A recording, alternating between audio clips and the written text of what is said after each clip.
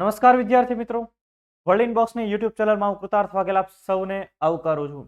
દોસ્તો, આપણે ખાસ ડેઇલી કરંટ ભણી રહ્યા છીએ અને હું આશા રાખું કે તમને લોકોના બધા જ મુદ્દાઓ, બધો જ કન્ટેન્ટ વ્યવસ્થિત રીતે સમજાતો હશે અને આ લેક્ચર તમને ગમતા પણ હશે અને પસંદ આવતા હશે. આપણે બીજું એક યોજના ઉપર પણ કામ કરીએ છીએ, તો તમને આ બંને પ્લેલિસ્ટ, એ સિવાય મિશન વિજયભવ, એ ત્રણેયના પ્લેલિસ્ટ આ લેક્ચરના ડિસ્ક્રિપ્શન બોક્સમાં મળી જશે. યોજનાઓનું જે પ્લેલિસ્ટ છે આપણા માટે બહુ ખાસ છે. ભારત સરકારની યોજના, ગુજરાત સરકારની યોજના, તો આપણને એક સાથે યોજના મળતી નથી. એના બદલે 5, 7, 8 મિનિટનો એક નાનો એવો વિડીયો એ તમે જોઈ લો. હાલતા જતા ગમે ત્યારે આપણે જઈએ, જોઈ લઈએ એટલે આપણી એક યોજના થઈ જાય. તો ડેઈલી આ લેક્ચર તો આપણે છોડવાનો જ નથી. ત્યાર પછી આપણો કરંટ અફેર્સનો લેક્ચર. આપણે કરંટમાં એક અલગ એ રીતે કામ કરીએ છીએ કે આપણે જે મુદ્દાઓ ભણીએ છીએ, જેમ કે આજે આપણે ભણવા છે બાલકૃષ્ણ દોશીનું નિધન. તો બાલકૃષ્ણ દોશીનું નિધન થયું, પણ એની સાથે સંબંધિત એવા મુદ્દાઓ કે જ્યાંથી સવાલ નીકળે એ પણ આપણે આવરી લેવાના છીએ. બરાબર? કેમ કે આ લેક્ચર પાછળ એક ટીમ કામ કરતી હોય, એમનું રિસર્ચ કામ કરતું હોય, પછી આ લેક્ચર આવતો હોય છે. તો એટલીસ્ટ તમારી એક નાની એવી ફરજ બને કે તમે એને લાઈક અને શેર કરો. ઓકે, જો તમને પસંદ પડે તો, જો ના પસંદ કરે તો ડિસલાઇક બટન પણ છે, એ તમારા માટે જ છે. કેમ કે ભાઈ રિપબ્લિક છીએ આપણે, પ્રજાસત્તાક, પ્રજાના હાથમાં સત્તા છે. એટલે તમારો આદેશ અમારા માટે હંમેશા સર આંખો પર રહેશે. તો આપણે જોઈએ, વધારે સમય નથી લેતા, આજનો આપણો કરંટ અફેર્સનો લેક્ચર શરૂ કરીએ. એ પહેલા નાની એવી માહિતી તમારા માટે કે વર્લ્ડ ઇનબોક્સ એકેડમી ગાંધીનગર ખાતે 26મી જાન્યુઆરી 2023 એટલે કે આવતીકાલથી એક નવી બેચ શરૂ થવા જઈ રહી છે, 26th of January 2023, અને એક કોન્સ્ટેબલ બેચ. હવે તમને ખ્યાલ જ છે દરેક લોકોને કે ભાઈ વર્લ્ડ ઇનબોક્સ એકેડમી ગુજરાતની અંદર સ્પર્ધાત્મક પરીક્ષાની અંદર સૌથી વધુ પરિણામ આપતી સંસ્થા છે. આપણા હજારો વિદ્યાર્થીઓ પાસ થઈને અત્યારે ગુજરાત સરકારની અંદર કાર્યરત છે. એમાં એક ખાસ કરીને ખાખીમાં તો વિશેષ અમને મોકો મળ્યો છે અમારા વિદ્યાર્થીઓ સુધી પહોંચવાનો, અને વિદ્યાર્થીઓ અત્યારે અલગ અલગ વિભાગની અંદર કાર્યરત છે. પીએસઆઈ ઓલ ગુજરાત રેન્ક 1 એ વર્લ્ડ ઇનબોક્સના વિદ્યાર્થી છે. તો આ કોન્સ્ટેબલ બેચ 26 તારીખથી શરૂ થાય છે, 3:30 થી 5:30. તમને લોકોને ડેમો લેક્ચર અટેન્ડ કરવાની ઈચ્છા હોય અથવા તો એ વિશે કોઈ ઇન્ક્વાયરી કરવાની ઈચ્છા હોય તો તમે શાખાની રૂબરૂ મુલાકાત લઈ શકો ગાંધીનગર ખાતે. એડ્રેસ પણ અહીંયા આપેલું છે, અને તમે રૂબરૂ મુલાકાત નથી લઈ શકતા તો તમે કોલ દ્વારા પણ માહિતી મેળવી શકો છો. 75 75 06 18 18 અને 823 823 87 87, આ બે કોન્ટેક્ટ નંબર છે વર્લ્ડ ઇનબોક્સ એકેડમી ગાંધીનગર. ત્યાર પછી તમને વાત કરી દઉં world inbox my class app વિશે, કે તમે કોઈ પણ એકેડમી પર નથી જઈ શકતા, તમારે ઘરે બેઠા જ તૈયારી કરવી છે, તો આ એન્ડ્રોઈડ એપ્લિકેશન આખો ક્લાસ તમારા ફોનમાં 2 વિષયમાં મેં ભણાવેલા છે, કમ્પ્યુટર અને આધુનિક ભારતનો ઇતિહાસ. તમે એટલીસ્ટ ડાઉનલોડ કરીને ડેમો લેક્ચર અટેન્ડ કરજો. તમને ખ્યાલ આવશે કે ભાઈ કયા પ્રકારનો કન્ટેન્ટ, જેમ કે એમાં કમ્પ્યુટર મેં ભણાવ્યું છે, તો એમાં અલગ અલગ એનિમેશન છે. તમે જોશો એટલે તમને ત્યાં જ આખો મુદ્દો ગળા હેઠે ઉતરી જશે. બીજું, તમને એમ થાય કે અમારે MS word, MS office, MS PowerPoint કેવી રીતે ભણવું, તો એના મેં તમને પ્રેક્ટિકલ ભણાવેલા છે. ડાયરેક્ટ મેં પ્રેક્ટિકલ કરીને ભણાવેલું છે, થિયરી નહીં. તો જે મુદ્દો થિયરીમાં તો હોય થિયરીમાં, ને જે મુદ્દો પ્રેક્ટિકલમાં તો હોય પ્રેક્ટિકલમાં. તો એટલીસ્ટ તમે ડેમો લેક્ચર અટેન્ડ કરો. જો 400-500 રૂપિયાનો એક વિષય હોય એ બહુ મોટી રકમ નથી, બરાબર, અને પણ એનાથી તમને આખો મુદ્દો સમજાઈ જાય અને તમારા પરીક્ષામાં સવાલ પડે, તમને લિસ્ટમાં નામ અપાવશે. તો આપણી application world inbox my class. ત્યાર પછી આપણે જે ગયા લેક્ચરમાં સવાલ પૂછ્યો હતો કે તાજેતરમાં કયા રાજ્યને એફોર્ડેબલ રેન્ટલ હાઉસિંગ કોમ્પ્લેક્સ, તાજેતરમાં કયા રાજ્યને એફોર્ડેબલ રેન્ટલ હાઉસિંગ કોમ્પ્લેક્સ અને કન્વર્જન્સ વિથ અધર મિશન માટે પ્રધાનમંત્રી આવાસ યોજના અર્બન પુરસ્કાર મળ્યો? કયા રાજ્યને મળ્યો? ઘણા બધા લોકોએ કમેન્ટ કરી છે, મને ખૂબ ગમ્યું. તો સાચો જવાબ થશે ગુજરાત. આ સવાલ મેં છેલ્લા લેક્ચરમાં પૂછ્યો હતો, પણ મેં તમને ભણાવ્યો હતો ક્યારે? એની પહેલાના લેક્ચરમાં. અને આ તમામ લેક્ચરનું પ્લેલિસ્ટ તમને આ લેક્ચરના ડિસ્ક્રિપ્શન બોક્સમાં મળી જશે. તો આપણે જોઈ લેવાના શાંતિથી, એમાં કાંઈ મોટી વસ્તુ નથી. અડધી કલાકનો લેક્ચર આપણે આખા દિવસની અંદર કરંટને ફાળવી શકીએ. આપણે એમ થાય કે અમે છેલ્લે કવર કરી લઈશું, છેલ્લે ઓશિકાના કવર થાય નહીં ભાઈ, બરાબર. અને કરંટને નિગ્લેક્ટ કરીને પરીક્ષા હવે પાસ કરી શકાય એવું છે નહીં. એટલે આપણે ભણવું જ પડે અને વ્યવસ્થિત રીતે સમજી લેવું પડે. આજનો આપણો પહેલો મુદ્દો, આર્કિટેક્ટ. ગુજરાતના સ્થપતિ કહીએ એની કરતા આપણે એમ કહીએ કે ભારતના સર્વશ્રેષ્ઠ સ્થપતિ BV દોશી, બાલકૃષ્ણ વિઠ્ઠલદાસ દોશી આપણી વચ્ચે હવે નથી રહ્યા. એને 95 વર્ષની જેફ વયે આ દુનિયાને અલવિદા કહી દીધી છે. અમદાવાદ ખાતે એમના નિવાસ ખાતે એમનું નિધન થયું. તો આપણે એને શ્રદ્ધાંજલિ આપીએ, એના માટે એક પ્રાર્થના કરીએ કે ભગવાન એમના આત્માને શાંતિ આપે. વડાપ્રધાન નરેન્દ્ર મોદી, આપણા મુખ્યમંત્રી ભૂપેન્દ્ર પટેલ સાહેબ, એમણે પણ ટ્વીટ કરીને આ અંગે માહિતી આપી અને એમના પરિવારને સાંત્વના પાઠવી. તો ગુજરાતના નહીં પણ ભારતના, વિશ્વભરના સ્થપતિ આપણે જેને કહીએ, બાલકૃષ્ણ દોશી, જેને ટૂંકમાં બીવી દોશી તરીકે ઓળખાતા, એવા આપણી વચ્ચે નથી રહી, એમનું નિધન. એમનો જન્મ વર્ષ 1927 ની અંદર પુણે ખાતે થયેલો. એક ગુજરાતી વૈષ્ણવ ફેમિલીમાં. કઈ જગ્યાએ? પુણે ખાતે. ગુજરાતી પરિવારમાં એમનો જન્મ થયેલો છે. એમના માતા વિઠ્ઠલદાસ ગોકુલદાસ દોશી અને એમના પિતા વિઠ્ઠલદાસ ગોકુલદાસ દોશી અને એના માતાનું નામ હતું રાધાબેન વિઠ્ઠલદાસ દોશી. મુંબઈની સર જે સ્કૂલ ઓફ આર્ટ્સની અંદર તેમણે અભ્યાસ કર્યો અને પછી વિદેશી આર્કિટેક્ચરો સાથે એમણે કામ કરેલું છે. બધા મુદ્દાઓ હમણાં તમને અહીંયા ભણાવું છે. લા કાર્બુઝિયર, લુઈસ કાન, વિદેશી સ્થપતિઓ, બધા એમની સાથે એમણે કામ કર્યું. એટલે એમની પોતાની કારકિર્દી એટલી સુદીર્ઘ રહેલી છે કે જ્યાંથી એમણે કેટલું બધું આર્કિટેક્ચરના ફિલ્ડમાં કામ કરેલું છે. બધા જ મુદ્દાઓ આપણે જોઈએ. એમના પત્નીનું નામ હતું કમલા પરીખ. 1955 એમની સાથે એમના લગ્ન થયેલા. એમના જે પિતા હતા એ ફર્નિચરનું કામ કરતા હતા. એટલે તમે વિચારો કે એક પ્રકારે આર્કિટેક્ટ એને ગળથુથીમાં મળેલું હતું. તેમનો પરિવાર ફર્નિચરનું કામ કરતા હતા અને આગળ જતા એમણે આર્કિટેક્ટ ક્ષેત્રે પોતાની કારકિર્દી બનાવી. તો જોઈએ તેમણે કયા કયા સ્થાપત્યોની અંદર પોતાનો ફાળો ભજવ્યો છે. તો પહેલા તો જ્યારે આપણે યાદ કરીએ પ્લાન સિટીની, તો તમને દરેક લોકોને ખ્યાલ છે, અને આ ગહાઈ ગયેલો સવાલ તમે કહો તો પણ ચાલે, ભાઈ ભારતની અંદર બે મુખ્યત્વે પ્લાન સિટી જેને આપણે કહીએ છીએ, એક ચંદીગઢ અને બીજું આપણું ગાંધીનગર. ગુજરાતની રાજધાની, ગુજરાતનું કેપિટલ ગાંધીનગર. તો આ ગાંધીનગર અને ચંદીગઢની ડિઝાઇન કોણે તૈયાર કરી છે? બધાને ખ્યાલ છે આપણને કે ફ્રેન્ચ આર્કિટેક્ચર લા કાર્બુઝિયર. તો લા કાર્બુઝિયર સાથે જોડાઈને આ બંને શહેરોના પ્લાનિંગમાં બાલકૃષ્ણ દોશી સાહેબે પણ પોતાનો ફાળો નોંધાવેલો. બીજા એક એવા આર્કિટેક્ચર હતા અમેરિકન લુઈસ કાન. તો બંને સાથે એમણે કામગીરી કરી. ગાંધીનગર અને ચંદીગઢ જેવા શહેરોની ડિઝાઇનમાં પણ મહત્વનો ફાળો ભજવ્યો. એ સિવાય Indian institute of management Ahmedabad, IIM Ahmedabad જેને આપણે કહીએ છીએ, એની ડિઝાઇનમાં પણ એમનો મહત્વનો ફાળો રહેલો છે. અમદાવાદની અંદર ગુફાઓની અંદર એમાં ફાળો રહેલો છે. Flame university, IIM Udaipur, IIM Bangalore, NIFT Delhi, પછી અમદાવાદમાં Shreyas school, CEPT university, Atira guest house, Premabhai hall, Tagore hall, અમદાવાદની ગુફા, કનોરિયા સેન્ટર ફોર આર્ટ્સ. તો કેટલાય એવા એના સ્થાપત્યો કે જ્યાં એમણે પોતાની કામગીરી નોંધાવેલી છે. અને એમણે આર્કિટેક્ટનું એક આખું એક ઓર્ગેનાઇઝેશન શરૂ કરેલું જેનું નામ છે વાસ્તુશિલ્પ. એમની પોતાની સંસ્થા. શું નામ છે એનું? વાસ્તુશિલ્પ. આ સવાલ પૂછાવા લાયક છે અને આપણને આવડવો પણ જોઈએ. ડન. આપણે જોઈએ એમને યોગદાન આપ્યા એવા સ્થાપત્યો સાલ વાઇઝ આપણી પાસે ઇન્ફોર્મેશન છે. જો આ ફૂલ ડિટેલ ઇન્ફોર્મેશન છે, અહીંથી કોઈ પણ સવાલ નીકળે ત્યારે આવા કોઈ ગુજરાતી વ્યક્તિનું નિધન થાય કે જેણે વિશ્વભરમાં પોતાની ખ્યાતિ ફેલાવી હોય, તો એનો સવાલ નીકળે જ. તો તમે જોઈએ 1962. સાલ નહીં યાદ રાખો તો ચાલશે.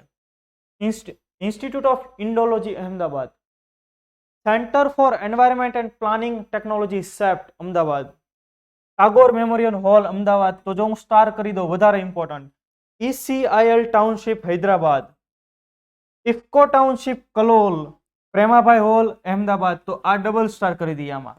ટાગોર હોલ અને પ્રેમાભાઈ હોલ ડબલ સ્ટાર. વધારે પૂછાય એવો સવાલ. Indian institute of management IIM Ahmedabad, IIM Bangalore અને IIM ત્યાર પછી ઉદયપુર. યસ, જો અહીંયા લખેલું છે IIM Udaipur. Indian institute of management Bangalore, Sangath B V Doshi office Ahmedabad, Shakti Bhavan administrative office of MP electricity board Jabalpur. ત્યાર પછી મહાત્મા ગાંધી લેબર ઇન્સ્ટિટ્યૂટ અને Aranya low cost housing Indore. Aranya low cost housing Indore. અને આ પ્રોજેક્ટ માટે થઈને તો એમને આગા ખાન એવોર્ડ મળેલો છે. તો કેટલે એમને સ્થપતિ, એમને આર્કિટેક્ટ ક્ષેત્રે પોતે આપેલી કામગીરી, પોતાની આ સુદીર્ઘ કામગીરી, જો આ બધા મોટા મોટા કામો એમણે કર્યા છે. ત્યારબાદ જોઈએ આપણે Vidyadharnagar Jaipur, national institute of fashion design જેને આપણે NIFT ટૂંકમાં કહીએ છીએ, NIFT દિલ્હી, અમદાવાદની ગુફા, સવાઈ ગાંધર્વ સ્મારક પુણેની અંદર, અને ઉદયન ધ કોન્ડોવૈલાય, ઉદિતા, ઉત્સર્ગ, એટલા ઘરો જે કલકત્તાની અંદર. તો આ બધા સ્થાપત્યોની અંદર, આ બધા આર્કિટેક્ચરની અંદર એમણે પોતાની કામગીરી ખાસ નોંધાવેલી છે. તો આમાંથી એમ છે કે આપણને કયો સવાલ પૂછાય? મેં સ્ટાર કર્યા મહત્વના, એની સિવાયના, તો એની સિવાયના પણ મહત્વના. ગમે ત્યાંથી સવાલ પૂછી શકે, કેમ કે હસ્તી જ મોટી છે એટલા માટે. આ એમની કામગીરી માટે એમને મળેલા પુરસ્કારો, ઘણા બધા પુરસ્કારો, જેમ કે રોયલ ગોલ્ડ મેડલ, કે જે આર્કિટેક્ચરની દુનિયાનો સૌથી મહત્વનો સૌથી પ્રતિષ્ઠિત મેડલ એ એમને મળેલો છે. એવો જ એક બીજો મેડલ છે પ્રિસ્કર આર્કિટેક્ટ પ્રાઇઝ 2018માં એનાયત થયો. ભારત સરકારે પદ્મભૂષણ આપ્યું 2020માં. ધીરુભાઈ ઠાકરે સવ્યસાચી સારસ્વત એવોર્ડ 2017ની અંદર. Global award four sustainable architecture. Sustainable architecture એટલે શું? સતત આર્કિટેક્ચર કે પર્યાવરણ અનુકૂળ આર્કિટેક્ચર. તો એ એવોર્ડ એમને મળ્યો 2007માં. પદ્મશ્રી 1976માં. Honorary doctorate from the university of Pennsylvania. Officer of the order of arts and letters France. તો જો અમેરિકાના પુરસ્કારો મળેલા છે, ફ્રાન્સનો પુરસ્કાર મળ્યો છે. અને 6th Aga Khan award for architecture for Aranya community housing. તો મેં હમણાં તમને કીધું ને, અરણ્ય કમ્યુનિટી હાઉસિંગ માટે એમને આગા ખાન પુરસ્કાર મળ્યા. તો જો કેટલા બધા પુરસ્કારો એને મળેલા છે. અને બને એવું કે ભવિષ્યની અંદર ભારત રત્ન પણ એમને મળે તો કઈ નવાઈની વાત નથી, કેમ કે એમણે કામગીરી જેવી કરેલી છે. તો આ વાત થઈ બાલકૃષ્ણ દોશી વિશે. બાલકૃષ્ણ વિઠ્ઠલદાસ દોશી યાદ રહેશે તમને. દરેકને આખો મુદ્દો સમજાઈ ગયો.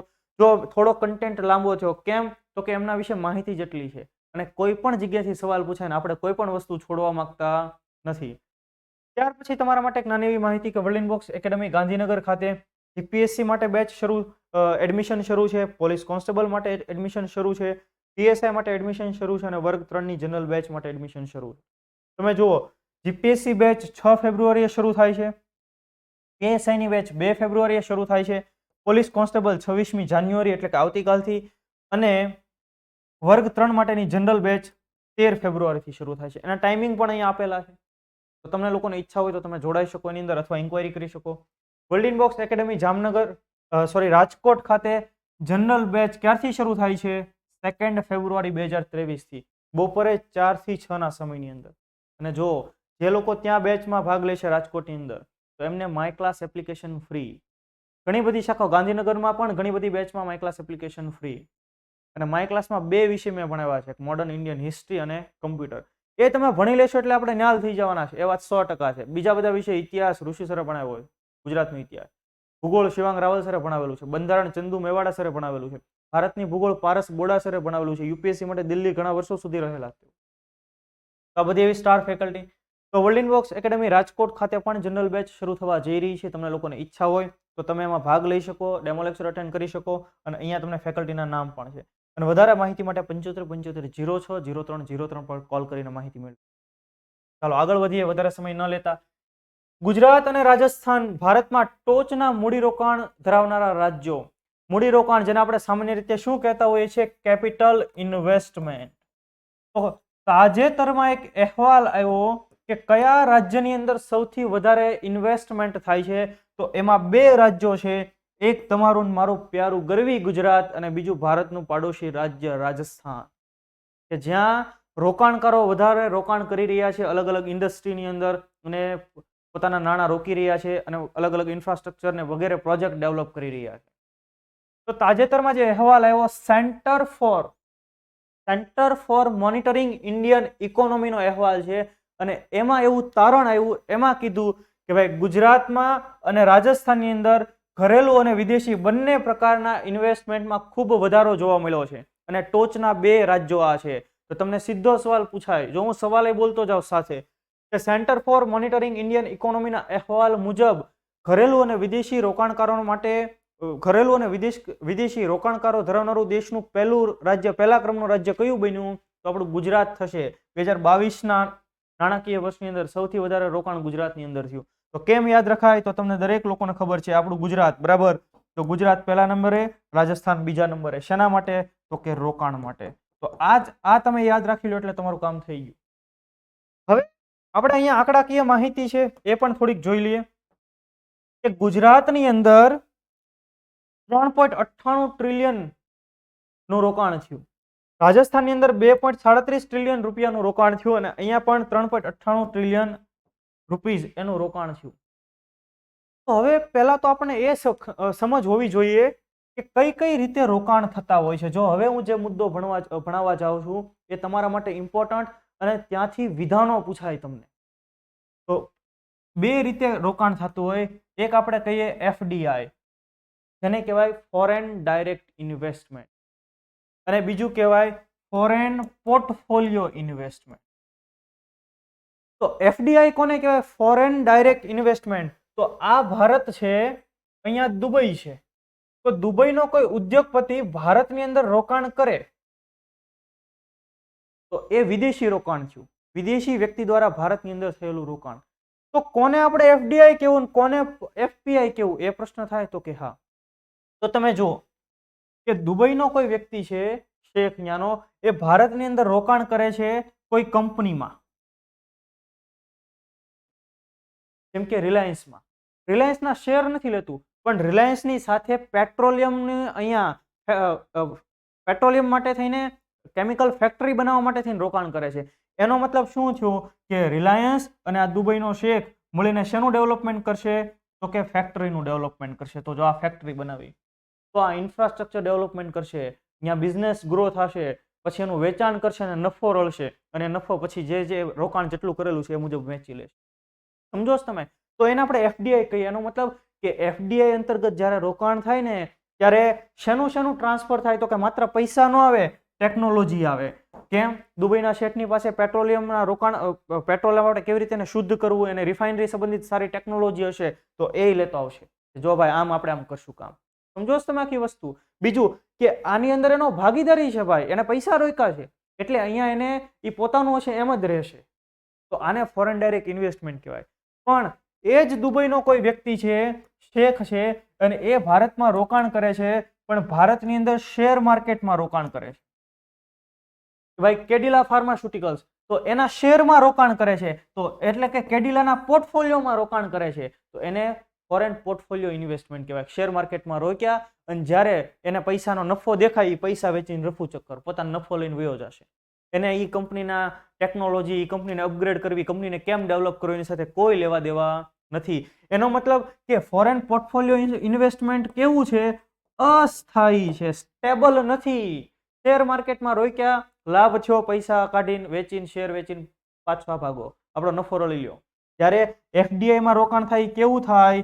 સ્થાયી થાય. જો આ હું તમને જે કન્સેપ્ટ ભણાવી રહ્યો છું એ કોર ઇકોનોમીના કન્સેપ્ટ છે, અને આ સવાલ તમને ક્લાસ 1-2 માં જોવા મળે, યુપીએસસીમાં જોવા મળે. મારી તૈયારીના ભાગરૂપે આ બધા મુદ્દાઓ મેં ધ્યાને લીધેલા છે.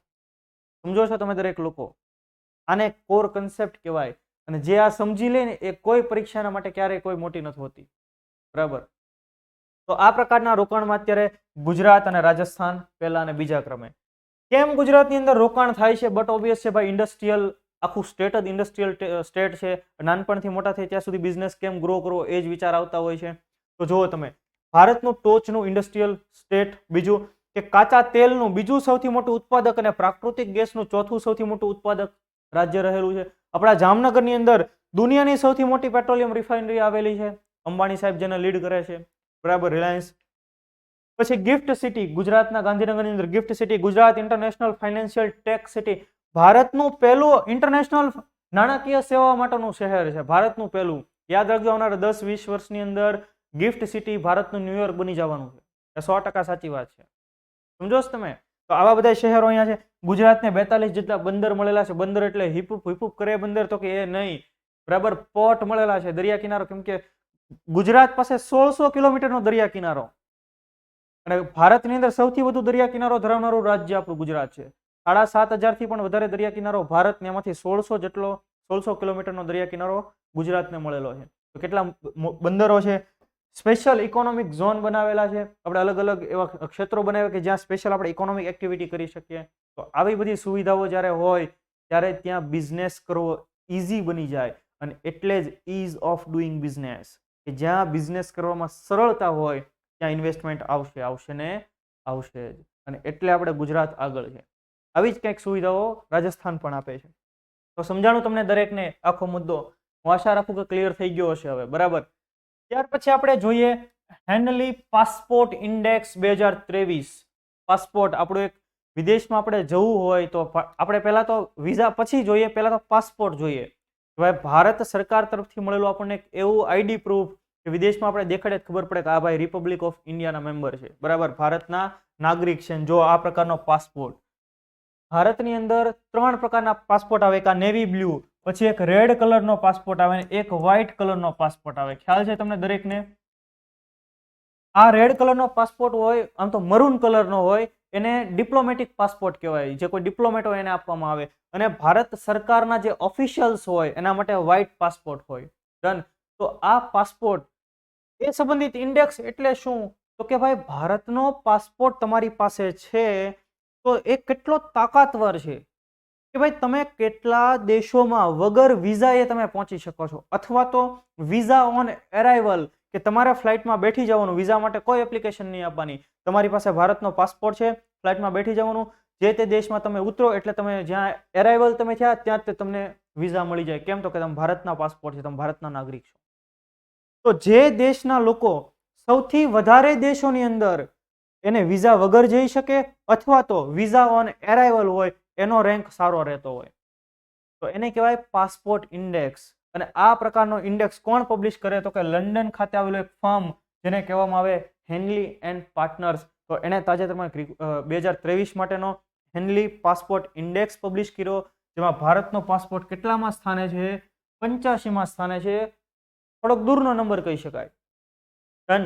અને આ જે આખો અહેવાલ હેનલી એન્ડ પાર્ટનર્સ રજૂ કરે છે એ ડેટા ક્યાંથી મેળવે? તો કે ઇન્ટરનેશનલ એર ટ્રાન્સપોર્ટ એસોસિએશન એની પાસેથી ડેટા મેળવે. ભારતના લોકો કયા કયા દેશમાં વગર વિઝાએ જઈ શકે છે. તો તમે ભવિષ્યમાં ડબલ થયા પછી તમે એમ થાક ભાઈ હવે કંઈક જવું છે આંટો મારવા, તો તમે જુઓ કયા કયા દેશમાં તમે 59 જેટલા સ્થળોએ વિઝા મુક્ત પ્રવેશ મળશે આપણને વગર વિઝાએ જવાનું. ક્યાં ક્યાં? Bhutan, Cambodia, Indonesia, Maldives. આ માલદીવ જોતા બોક્સ કરી દો લ્યો તમને બધાને. કેમ બધા માલદીવ વયા જાય છે ભાઈ? કેમ કે અહીંયા આપણે વગર વિઝાએ અથવા તો વિઝા ઓન એરાઇવલ એવી સુવિધાઓ છે આપણા માટે. Nepal, Sri Lanka, Thailand, Kenya, Mauritius, Seychelles, Zimbabwe, Uganda, Iran અને કતાર. કતાર ગામ નહીં ભાઈ, કતાર ગામ તો સુરત. આપણે ગાડીઓ લઈને વ્યા જાય બધા અત્યારે, બરાબર? તો કતાર, આટલા દેશોમાં આપણે વગર વિઝાએ તમારે ભવિષ્યમાં આયોજન કરવું હોય, મોરેશિયસ જવું, સેશેલ્સ જવું, થાઈલેન્ડ જવું, ઘણા ઈચ્છા થાઈલેન્ડ આટો મારવો છે, બરાબર? તો આ બધા દેશોની અંદર આપણે વિઝા વગર પ્રવેશ કરી શકીએ છીએ. કેમ? તો કે ભારતનો પાસપોર્ટ થોડોક સ્ટ્રોંગ છે.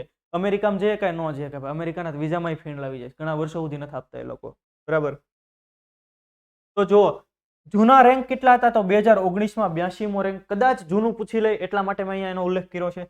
2020માં 84મો રેન્ક, 2021માં 85મો રેન્ક અને 2022માં 86મો રેન્ક. તો ગયા વર્ષે 86મો રેન્ક હતું, આપણે એક સ્થાનનો સુધારો થયો છે.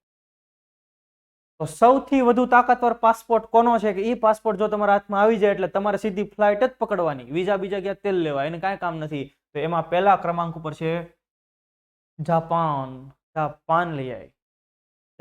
જાપાનનો નાગરિક કે જેની પાસે જાપાનીઝ પાસપોર્ટ હોય 190 થી પણ વધારે દેશની અંદર વિધાઉટ એની વિઝા એ પ્રવેશ કરી શકે. તમે વિચારો ક્યાંય એને રોકે દુનિયામાં? કોઈ ન રોકે, બરાબર? બીજા નંબર ઉપર છે દક્ષિણ કોરિયા અને સિંગાપોર.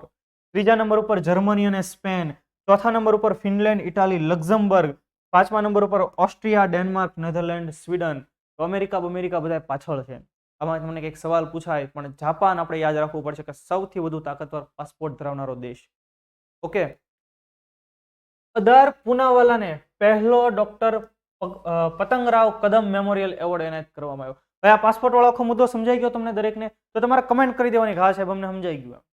કાંઈ એમાં ડાઉટ હોય તોય કમેન્ટ કરવાની, બરાબર? અમે તમારી કમેન્ટ અમારી ટીમ વાંચતી હોય, હું પણ પોતે વાંચતો હોય, અને અમે જોઈએ કે ભાઈ તમે કઈ મુદ્દાઓ ભણવા માંગો તોય તમારે કમેન્ટ કરવાની, ભાઈ આ મુદ્દો તમે ધ્યાને લ્યો.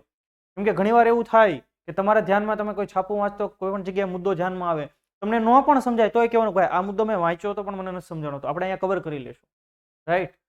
બધી જ સત્તા પ્રજાના હાથમાં છે. રિયલ રિપબ્લિક જેને કહેવાય, આપણે રિપબ્લિકન ઉપર કામ કરવાનું છે, બરાબર? ચાલો. અદાર પૂનાવાલા, સાયરસ પૂનાવાલાના સુપુત્ર. અદાર પૂનાવાલાને પહેલો ડોક્ટર પતંગરાવ કદમ મેમોરિયલ એવોર્ડ કે જે સિરમ ઇન્સ્ટિટ્યૂટ ઓફ ઇન્ડિયાના સીઈઓ છે. સિરમ ઇન્સ્ટિટ્યૂટ ઓફ ઇન્ડિયા કે જેણે આપણને વેક્સિન પ્રોવાઈડ કરી ભાઈ. તો કઈ વેક્સિન એમણે બનાવેલી છે તમે ઝડપથી કમેન્ટ કરજો. અને એના કારણે જ આજે ભારત વેક્સિનની અંદર દુનિયાભરની અંદર આગળ પડતું છે. આટલા લોકોને જો મને યાદ આવે એક મેં આર્ટિકલ વાંચ્યો હતો કે બિલ ગેટ્સ માઇક્રોસોફ્ટની જેમણે સ્થાપના કરી છે, અમેરિકાના જે તે સમયના રિચેસ્ટ પર્સન અને સૌથી સારામાં સારા ટેકનોક્રેટ પર્સન જેને કહીએ, એલોન મસ્ક તો હવે આવ્યો, એ પહેલાના વ્યક્તિ તો બિલ ગેટ્સે ભારતના વખાણ કર્યા કે ભાઈ અમેરિકા કરતા પણ ભારતની અંદર વેક્સિનેશનનો કાર્યક્રમ વ્યવસ્થિત રીતે થયેલો છે. અને એના માટે જવાબદાર છે સિરમ ઇન્સ્ટિટ્યૂટ, અને એના સીઈઓ એટલે કોણ? તો કે અદાર પૂનાવાલા. તો એમને ભારતીય વિદ્યાપીઠ જે પુણે ખાતે આવેલી છે, સિરમ ઇન્સ્ટિટ્યૂટ પણ પુણે ખાતે આવેલી છે, તો પુણે ખાતે આવેલી ભારતીય વિદ્યાપીઠે એક પુરસ્કાર એનાયત કર્યો. કયો? ડોક્ટર પતંગરાવ કદમ મેમોરિયલ એવોર્ડ. તો ભારતીય સુપર સ્પેશિયાલિટી હોસ્પિટલના ઉદ્ઘાટન સમયની અંદર ઉદ્ઘાટન પ્રસંગે આ પુરસ્કાર અદાર પૂનાવાલાને એનાયત કરવામાં આવ્યો હતો. શા માટે? તો કે COVID-19 મહામારી વિરુદ્ધની લડાઈમાં પોતાના યોગદાન બદલ. તો બટ ઓબ્વિયસ છે, એને વેક્સિન પ્રોવાઈડ કરી. અને આ મુદ્દે તમે જુઓ તો વિશ્વભરે ભારતના વખાણ કર્યા છે, કેમ કે આપણે 125 કરોડ અને બધાને 2 ડોઝ દેવાના ભાઈ. સમજો છો તમે વાત? તો ડોક્ટર પતંગરાવ કદમ મેમોરિયલ એવોર્ડ કોને મળે? તો પેલું કે જેણે શિક્ષણના ફિલ્ડમાં સારું કામ કર્યું હોય, ક્વોલિટી યુક્ત શિક્ષણ. જો તમને લાગે કે આ લેક્ચર હોય તમને ગમે છે વર્લિન બોક્સના, તો એનો મતલબ અમને લોકોને મળવો જોઈએ, બરાબર? જોક સપાટ, જસ્ટ કિડિંગ. તો ગુણવત્તાયુક્ત શિક્ષણ માટે, અને બીજું ક્વોલિટી હ્યુમન રિસોર્સ માટે, માનવ સંસાધન એટલે હ્યુમન રિસોર્સ, કે આપણે જેટલા લોકો કામ કરી રહ્યા છીએ કોઈને કોઈ, તો આપણે આપણા કામની અંદર સફળ છીએ, વ્યવસ્થિત એક્યુરેસી સાથે કામ કરી, અને એને કહેવાય સ્કિલ હ્યુમન રિસોર્સ, માનવ સંસાધન. તો ક્વોલિટી વાળા હ્યુમન રિસોર્સ, માનવ સંસાધન વિકાસ માટે જેને કામ કર્યું હોય, એજ્યુકેશન માટે જેને કામ કર્યું હોય, એમને ડોક્ટર પતંગરાવ કદમ મેમોરિયલ એવોર્ડ એનાયત કરવામાં આવતો હોય. તો તાજેતરમાં કોને મળ્યો? તો કે અદાર પૂનાવાલાને. યાદ રહેશે તમને દરેકને? તો કે હા, યાદ રહે જ ને, હું કામ ન રહે. ત્યાર પછી થોડીક વાત ક્રિકેટની કરી લઈએ. તમે લોકો ક્રિકેટ જોતા હશો, અને બટ ઓબ્વિયસ છે કે ભાઈ ક્રિકેટ ભારતની અંદર એક ઉત્સવ છે. તાજેતરમાં જ આપણે ન્યુઝીલેન્ડને 3-0 થી હરાવી દીધું છે. ફરી એકવાર શુભમન ગિલે સદી મારી, ભવિષ્યનો સિતારો. તો તમે જુઓ, BCCI Board of Control for Cricket in India, ભારતની અંદર ક્રિકેટને કંટ્રોલ કરતું બોર્ડ, જેને આપણે BCCI કહીએ છીએ, વિશ્વનું સૌથી ધનિક ક્રિકેટ બોર્ડ છે. તો BCCI તાજેતરમાં 5 સભ્યોની એક સિલેક્શન કમિટી બનાવી હતી ક્રિકેટના ખેલાડીઓની પસંદગી માટે. કઈ ક્રિકેટની ટીમ માટે? ભારતની પુરુષોની મેન્સ ક્રિકેટની ટીમની પસંદગી માટે 5 સભ્યોની કમિટી બનાવી, પસંદગી સમિતિ બનાવી, અને એના અધ્યક્ષ પદે ફરીવાર કોને બેહાડવામાં આવ્યા છે?